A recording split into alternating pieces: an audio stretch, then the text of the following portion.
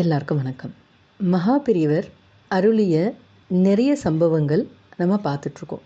நம்ம அவர்கிட்ட போய் சொல்லணுன்னே கிடையாது. அவருக்கு தெரியும் யாருக்கு என்ன வேணும், எப்போ எது நடக்கணும், அது தன் மூலியமாக எப்படி நடத்தணும் அப்படின்றதுமே அவருக்கு தெரியும். நமக்கு தான் தெரியாது. அப்படிப்பட்ட ஒரு சம்பவம் தான் இன்றைக்கி கேட்க போகிறீங்க. பெரியவா ஒரு வாட்டி காசி யாத்திரை போகும்போது ஒரு முகாமில் தங்கியிருக்காங்க. இந்த முகாமுக்கு ஒரு பால்கார், அவர் இருக்கிற வரைக்கும் அவர் தான் பால் கொண்டு வந்து கொடுக்குறாரு. பால் கொண்டு வர பெரியவருக்கு பெரியவா யார், அவரை வணங்கணும் அப்படின்ற எந்த ஒரு பக்தி உணர்ச்சியுமே கிடையாது. ஏன்னா அவர் மராட்டியர். யாருக்கு பால் கொண்டு போய் கொடுக்குறோன்னு கூட அவருக்கு தெரியாது. இந்த சமயத்தில் ஒரு நாள் அந்த பால்காரருடைய மனைவிக்கு திடீர்னு உடம்பு சரியில்லாமல் போயிடுது. அடுத்தடுத்த நாளில் ரொம்பவே அவங்களுடைய உடம்பு ரொம்ப மோசமாக ஆகுது. ஒரே வாரத்தில் அவங்க படுத்த படுக்கையாக ஆயிடுறாங்க. பால்காரு மனைவியை மருத்துவமனை கூட்டிகிட்டு போகிறாங்க. மருத்துவமனையில் எல்லா பரிசோதனையும் செய்கிறாங்க. அவங்களுக்கு கேன்சர் அப்படின்னு சொல்லிடுறாங்க. அவங்களுடைய மனைவியை வீட்டுக்கு கூட்டிகிட்டு போயிடுங்கன்னு டாக்டர் சொல்லிடுறாங்க.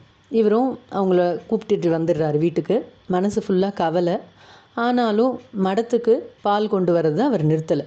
தினமும் அவர் வழக்கமாக அந்த வேலையை செஞ்சிட்ருக்கார். ஆனால் அந்த மடத்து ஊழியர்களுக்கு தெரியுது பால்காரோட முகத்தில் இருக்கிற சோகம். என்ன விஷயம்னு கேட்குறாங்க. பால்காரும் விஷயத்த சொல்கிறாரு. அவங்க டாக்டரும் அங்கே ஹாஸ்பிட்டல்லேருந்து அவங்கள திருப்பி அனுப்பும்போது அவங்க இருக்க போகிறது கொஞ்ச நாள் தான், அதனால் இந்த தான் சாப்பாடுன்னெலாம் கிடையாது, நீங்கள் அவங்களுக்கு என்ன விருப்பமோ அதை கொடுங்க அப்படின்னு சொல்லி அனுப்பிச்சிடுறாங்க அப்படின்றது எல்லாத்தையும் இவர் சொல்கிறார். அந்த பெண்மணிக்கு பச்சை மிளகாய் சாப்பிட்றது ரொம்ப பிடிக்கும். அப்படியே பச்சையாக சாப்பிட்றதுல அவங்களுக்கு ரொம்ப இஷ்டம். அதை தான் அவங்க கேட்குறாங்க, எனக்கு பச்சை மிளகாய் சாப்பிட்ணும் அப்படின்னு சொல்லி பால்காரர் கேட்குறாங்க. இது ஆபத்தான விஷயம்னு தெரிஞ்சும் சரி சொல்லிவிட்டு அவர் கொடுக்குறார். மடத்து ஊழியர்கள்லாம் இதை பற்றி பெரியவா கிட்ட போய் சொல்லலாம் அப்படின்னு சொல்லிட்டு பெரியவா கிட்ட போகிறாங்க. பெரியவா நம்ம மடத்துக்கு தினமும் பால் கொண்டு வராரே அந்த பால்காரன்னு ஆரம்பிக்கிறாங்க. அதுக்குள்ளே பெரியவாவே முடிக்கிறார். ஆமாம், அவனுடைய ஆத்துக்காரிக்கு உடம்பு சரியில்லை, டாக்டர் கேன்சர்னு சொல்லி இன்னும் கொஞ்ச நாள் தான் உயிரோடு இருப்பா, அவளுக்கு இஷ்டப்பட்டதை கொடுன்னு சொல்லிட்டார்ல அப்படின்னு கேட்குறாரு. அதுதானே அவனும் செஞ்சிட்ருக்கான், இதை சொல்ல தான் நீங்கள்லாம் இங்கே வந்தீங்களா அப்படின்னு கேட்குறாரு. எல்லாரும் அசந்து போகிறாங்க. மகானுக்கு தெரியாத விஷயமே இல்லை அப்படின்றத அவங்க மறந்துடுறாங்க. அவங்களுக்கு அப்போ தான் மனசில் ஒன்று உரைக்குது. பால்காரோட கஷ்டம் மகாபெரியவருக்கு தெரிஞ்சிருக்குன்னா இதை விட வேறு என்ன அனுகிரகம் வேணும். எல்லாருக்கும் ஒரு நிம்மதி வந்துடுது. சரி, ஏதோ ஒரு நல்ல முடிவு வரும், நல்லது நடக்கும் அப்படின்னு நம்பி நகர்ந்து போயிடுறாங்க. எல்லாம் தெரிஞ்ச அந்த மனித தெய்வத்துக்கு அனுகிரகம் செய்கிறதுக்கான நேரமும் வந்துடுது. அடுத்த சில நாளில் பால்காரோடைய மனைவி எழுந்து உட்கார ஆரம்பிச்சிடறாங்க. படிக்கையிலேருந்து அப்படியே கொஞ்சம் கொஞ்சமாக நடக்கிறாங்க. கொஞ்சம் பழைய ஆரோக்கியம் திரும்பி வருது. பால்காருக்கு ரொம்ப சந்தோஷம். மறுபடியும் டாக்டர்கிட்ட கூட்டிகிட்டு போய் காமிக்கிறாங்க. எல்லா டெஸ்ட்டும் பண்ணிவிட்டு அந்த டாக்டர்ஸால் நம்பவே முடியல. அந்த பெண்மணிக்கிட்ட நோயின் சுவடே இல்லை. ரொம்ப ஆச்சரியப்படுறாங்க அந்த டாக்டர்லாம். வேறு எங்கேனா கூட்டிகிட்டு போனீங்களா, வேறு ஏதாவது ட்ரீட்மெண்ட் கொடுத்துருந்தீங்களா, இது ரொம்ப முத்தின நோயாச்சு, எப்படி குணமாச்சு அப்படின்னு சொல்லி என்ன மருந்து கொடுத்தீங்க, நாங்களும் மற்றவங்களுக்கெல்லாம் கொடுக்குறோம் அப்படின்னு சொல்லிட்டு கேட்குறாங்க.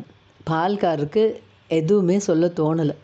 அந்த மகாபெரிவான்ற அந்த தெய்வம் தானே தன் மனைவியை குணப்படுத்திதுன்னு அவருக்கு தெரியாதா என்ன? அடுத்த நாள் அந்த சந்தோஷத்தை மடத்து சிப்பந்திகள்கிட்ட சொல்கிறாரு. அவங்களுக்கெல்லாம் இது ஒரு ஆச்சரியமாகவே இல்லை.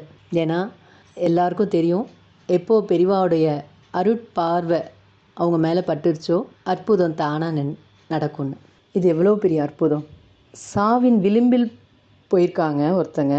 அதை பற்றி பால்காரும் இவங்கக்கிட்ட நேரடியாக போய் சொல்லலை. மடத்து ஊழியர்கள் சொல்கிறதுக்கு முன்னாடியே பெரியவாவுக்கு எல்லாமே தெரிஞ்சிருக்கு. அவருடைய அனுகிரகத்தையும் அவர் மறைமுகமாகவே செஞ்சுருக்காரு. அதுக்கான எந்த ஒரு பிரகடனமும் கிடையாது. இப்படி தாங்க நமக்கு பெரியவாவுடைய ஆசி எப்படி வேணால் நமக்கு வரும். இப்படி தான் வரும்னு கிடையாது, இந்த ரூபத்தில் தான் வரும்னு கிடையாது, எந்த ரூபத்தில் வேணால் வரும்.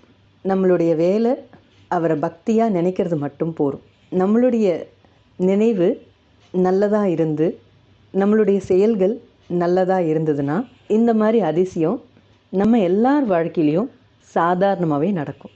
ஜெய ஜெயசங்கர ஹரஹர சங்கர.